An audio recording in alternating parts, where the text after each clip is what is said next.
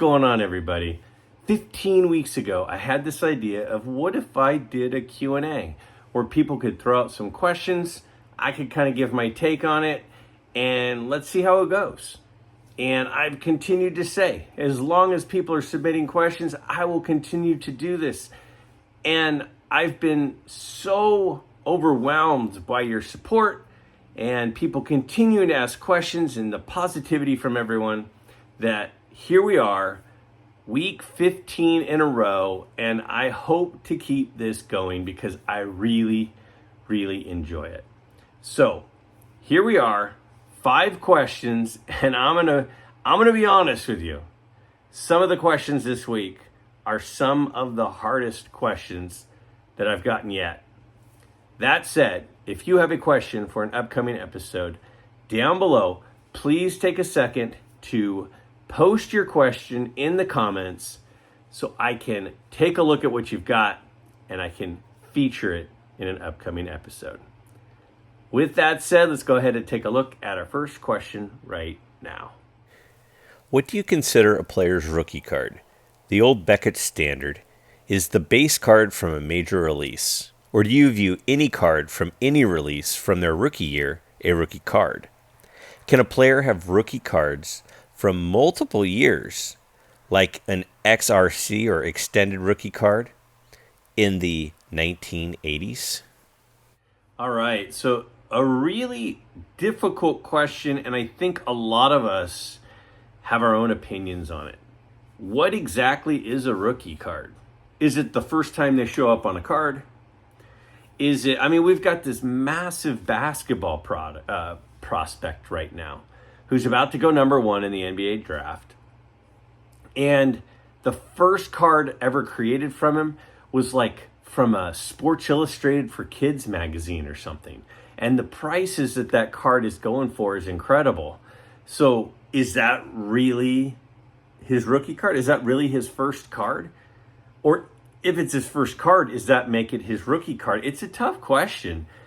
So I'll give you my take and where I've always stood on it. For me, it's, I think, pretty in line with the definition from Beckett, which is what's the first time that the player showed up on a card from a major manufacturer?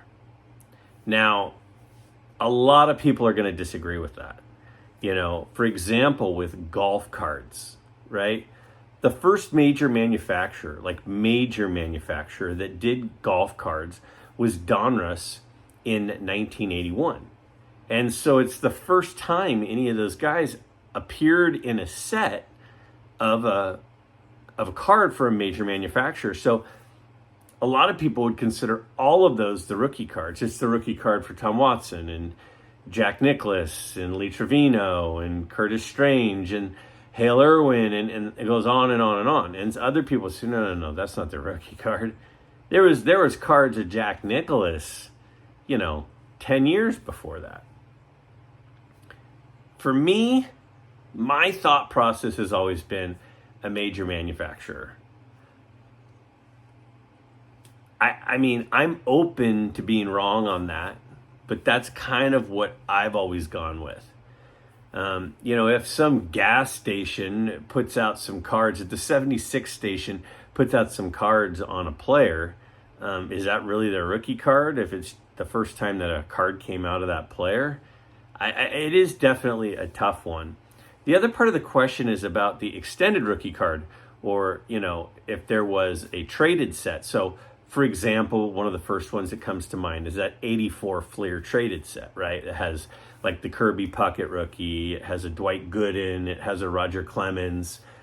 So those are in 1984, but then 85 is when most of those guys had their first normal rookie card. So, take Kirby Puckett, for example. He's in the 84 Fleer traded set.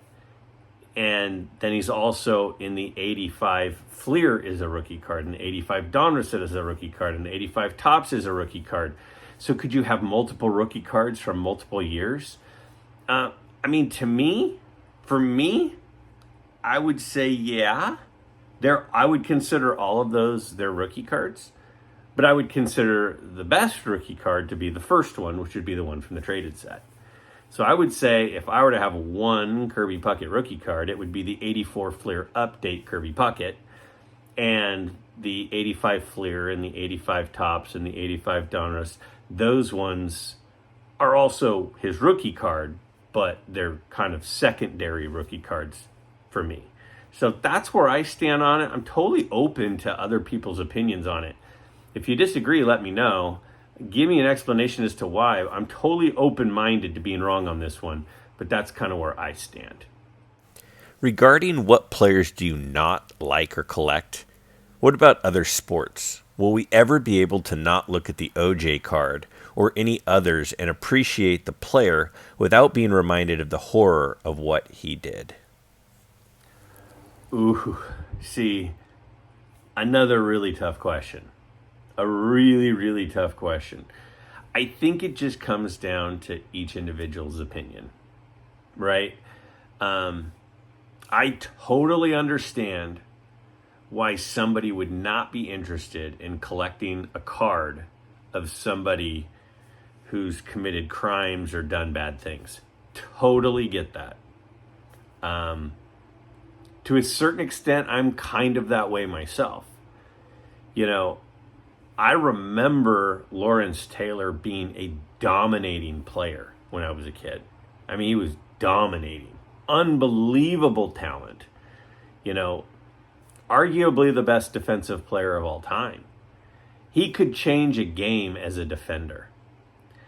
But he also has some things that happened in his life that make me not as likely to pick up his card. I've almost bought his rookie card several times, and I've continued to kind of hold off on that. Will I own it someday? Probably. But I totally get why somebody would not be into that. Now, O.J. Simpson. Now, you know, obviously we have to remember that he was not convicted of the crime that he was alleged to have committed. But a lot of people have feelings about whether or not he's guilty. And I think the overwhelming majority of us would say that he was involved, if not the only person involved. And it's a tough question because I understand why people would be like, not interested. I don't want his card. Now, me personally, I have his rookie card. I picked his rookie card up actually in a trade and I even have a video of when I picked it up. It was, you know, about 9 or 10 months ago. Now, O.J. Simpson's whole escapade is a very memorable event for those of us that were alive and older when that happened. I believe it was right between my freshman and sophomore year of high school. And I remember watching it on TV going like, oh my gosh, this is crazy. And a lot of us remember watching that because it literally caught the nation by storm. And I could see why someone wouldn't want this card. I could totally get that. To me, you know, I remember as a kid, I grew up seeing highlights of O.J. Simpson, hearing about O.J. Simpson. I mean, he was the sideline reporter. You know, they would go down to Juice and get his, you know, interview on the sideline. He was in all those Naked Gun movies that I remember watching those movies over and over as a kid. And so he kind of, you know, he was on all the Hertz commercials. I mean, he was a very, very famous guy. And I there's just something about the card where I've always gone, I kind of want that card. And it's kind of a card that I'm not super like, hey, I've got an O.J. Simpson rookie card, because it's sort of like, should I even have it? But for me, you know, it's a card that reminds me of my youth. It reminds me of some memories. It reminds me of, you know, a lot of times before the incident. And so I decided, you know, I want to have one. So I have one. But if you're someone who's not into that, totally completely respect that opinion. If you could have any baseball card of a player for each of the 9 positions on the field, which ones would they be? Man. Now, this is week 15 of doing this, and I've answered about 5 questions a week. A couple of weeks I did 6. So this is about the 75th question that I've answered, 76th, 77th. This is the hardest question. This is the hardest question that I have tried to answer. I thought a lot about this question, and I'm not 100% confident in my answers, but let's take a look and you'll see how I'm answering this question.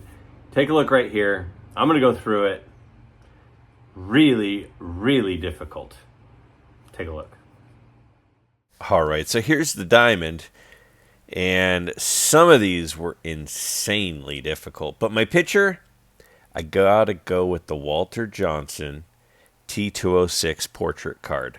I absolutely love the card, and he's arguably the best pitcher of all time. Now, as a kid, there were 3 cards I loved that were vintage cards. One of them was the 1948 Bowman Yogi Berra rookie card. So that's got to be my catcher. So over at first base, I'm going Lou Gehrig, and I'm going the 1933 Gowdy Lou Gehrig card. Can't go wrong with Lou Gehrig over at first. Second base was a tough one, but I got to go with the 48 leaf Jackie Robinson. Now, on the left-hand side of the diamond, tough ones here for me, but my all-time favorite card, which I don't have, is the 1954 Topps Ernie Banks. And that's going to be my shortstop. Now, he played some shortstop, and he played some other positions, including first, but my shortstop is going to be Ernie Banks with the 54 Topps rookie card. My third of my 3 favorite vintage cards from my childhood. Literally, you can ask my dad. I used to talk about these 3 cards all the time. I love the Brooks Robinson 57 Topps rookie card. Something about that Ernie Banks and Brooks Robinson. They're so young looking. They look like high school kids out there. Love those cards. Now, a tough one over in right field, but gotta go Hank Aaron. Hank Aaron with the 54 Topps is an awesome card. Now, center was probably the hardest. There are so many incredibly good center fielders. I really struggled with this one. There's a couple cool Mantles. There's DiMaggio. There's so many great center fielders, and I struggled with this one mightily. But I settled on the 51 Bowman Willie Mays. I mean, to me, if you're talking 5-tool all-around player, there are not many above Willie Mays on the list. And to get his rookie card would be insane. Left field, well, a lot of great left fielders as well. But for me, I got to go with arguably the greatest player of all time. And my favorite card of Babe Ruth is the 33 Gowdy with the yellow background. I believe that's card number 53 if I'm not mistaken. So that is my lineup. I'd be really interested to hear what everyone else has to say. I definitely think that there are good arguments for several of these spots. So give me your 9, give me your lineup, and what the cards are that go with it. It doesn't have to be the rookie card. It can just be a card that you really like of a guy. But let me know yours in the comments below. What would you choose? Have you ever been a dealer at a card show, or would you be interested in doing so in the future? What are some tips and advice you would give to others that would be setting up to sell some of their cards at a show for the first time? You know, sometimes I get a question and it's so timely there are times where I'll get a question and it's like, I was just talking to someone about this. I literally was just talking about this with a friend yesterday. So my friend Rick, who I met through YouTube, through this whole channel, I was talking with him and we talked exactly about this, and he was asking me about some ways to liquidate some of his doubles and some of the cards he didn't want anymore, to buy some of the things that he did. And I was like, maybe do a card show.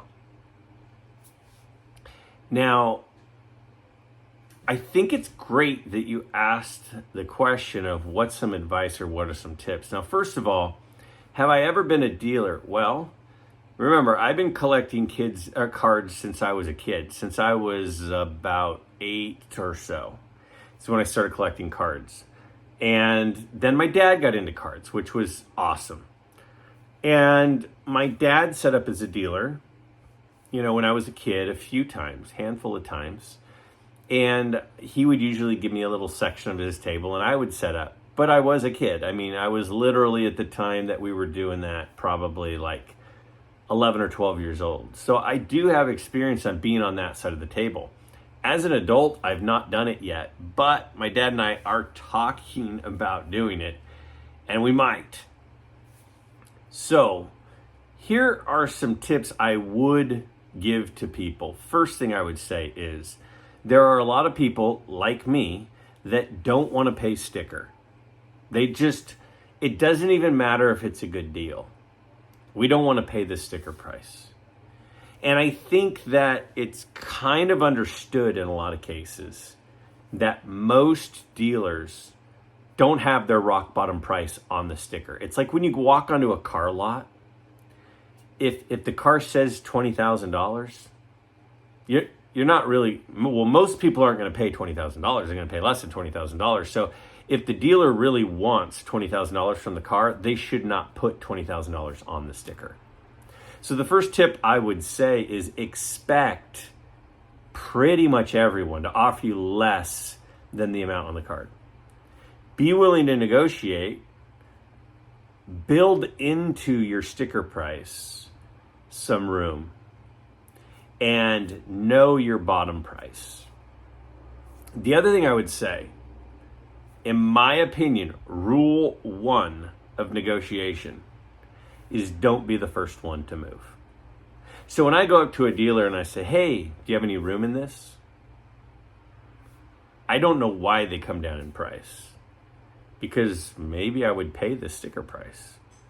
So the first thing that I recommend that you do when you're trying to negotiate is get the other person to kind of show their hand and tell their price first. If I'm a dealer and the price says $100 and they say, hey, do you have any room in your price? Go, I've got 100 on it, but I am open to offers if there's something that you're interested in. I'm not going to say, well, I'd take 100. Or I wouldn't say, well, I'd take 90. I would give them the option to talk to me, but I don't think I would give my price first. But you got to be willing to negotiate. Now, the other thing that I think is important, because as I go from table to table at shows and I get to know a lot of these people and they become friends of mine, you're going to need to get food during the day. You're going to need to use the restroom during the day. So if you show up and it's just you at your table, you're going to hopefully be set up next to somebody that you trust. I think it's a good idea to have somebody with you.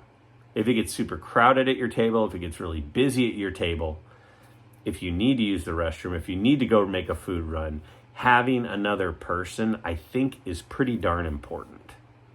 So for me, make sure your sticker price is not your rock bottom price. I would say bring another person with you.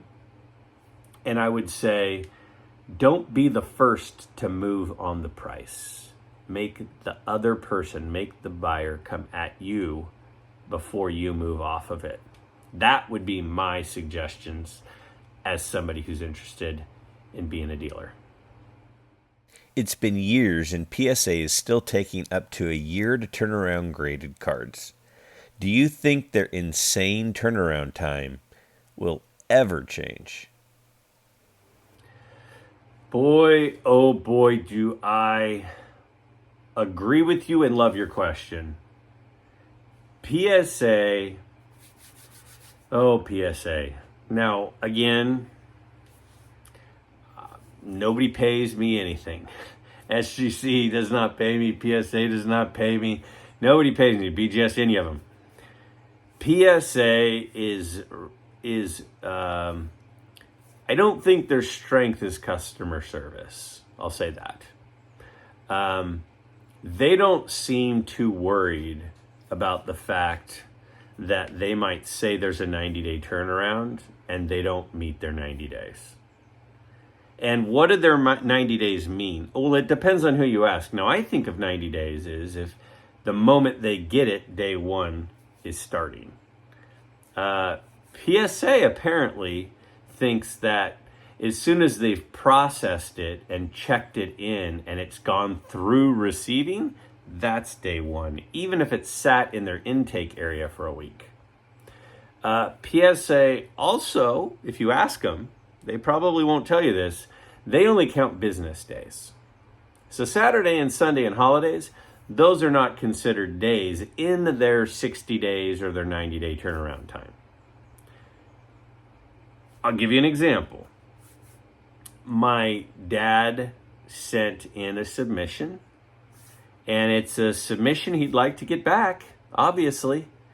And the submission has a bunch of the cards from that estate sale video when he bought that box of cards. If you've not checked out that video, you gotta check out that video that I posted a while back. And he submitted several cards to PSA, and they got those cards about 4.5 months ago. And they're supposed to be a 90-day turnaround time. And my dad has contacted them and contacted them and contacted them. And the other day they said, oh, it's only been like 72 days and it's a 90-day turnaround time. 72 days? They got these cards in early February, and it is currently like the second week of June. And they say it's been like 70 days. So, do I think PSA has some issues with how long it takes to return cards? Certainly it does. I certainly think that. I think it's out of control how long they take to get our cards back to us. It's ridiculous. If you're that overwhelmed, hire people. And I know they have things on their website where hiring graders. Pay more and people will come and show up and work for you. If you're not able to hire people, it's because you're not paying enough. So pay them more. You charge us enough that you can pay people well. So pay more if you need to. That's my opinion.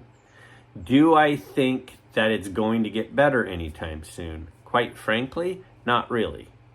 Because it doesn't seem like something that is a priority for PSA, unfortunately. SGC's turnaround time is so much shorter than PSA's. And SGC usually beats their turnaround time. See, rule number one of customer service is under promise, over deliver. So if you think it's going to take you, say, 60 days to get my cards back to me, you say 80 days, and then you get them to me in 60.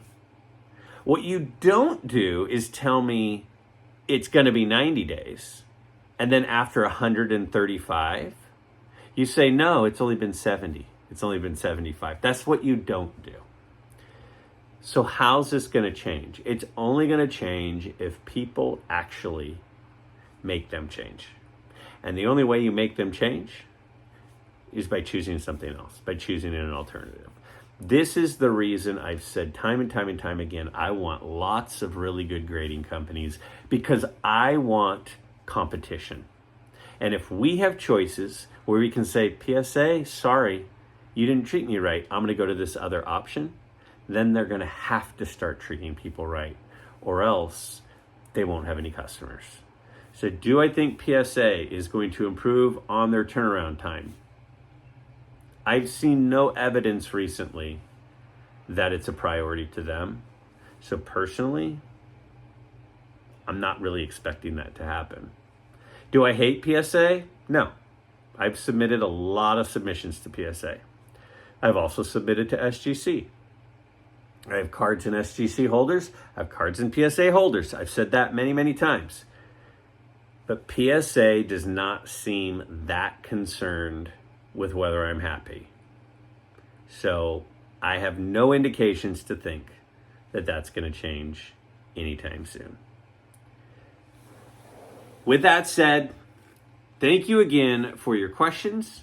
I thought there were some great questions this week and some tough questions this week. If you have a question for an upcoming episode, please, again, down below, leave a comment, give me your question, and I look forward to answering it next week. If you have not yet taken a chance to subscribe to my channel, I really hope you'll take a moment to do that.